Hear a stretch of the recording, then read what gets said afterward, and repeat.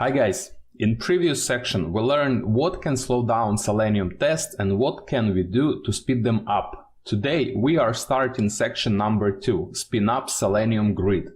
In this section we will learn what is Selenium Grid, what are the components of the Selenium Grid, how to install them and use Selenium Grid for cross-browsing testing.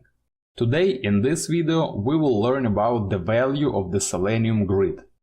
What is Selenium Grid?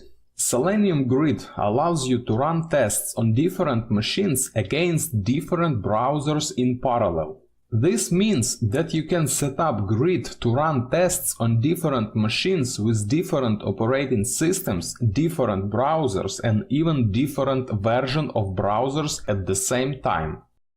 Generally speaking, there are two reasons you might want to use Selenium Grid. To run your test against multiple browsers, multiple operating systems and multiple versions of browser, or to reduce the total execution time of all tests in suite. Let's look at this slide for visual explanation. Let's assume we need to do cross-browser testing. Our computer has Windows 10 operating systems, IE 11, Chrome and Firefox browsers. And we need to test our app on IE9, Safari on Mac and maybe on few different operating systems.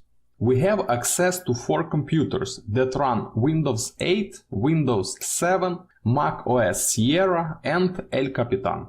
We can download our test code to each of these computers and execute tests locally. Or we can set up Selenium Grid, start tests from Windows 10 machine, which we call a hub, and execute them on all these other computers, on different browsers and different operating systems combinations.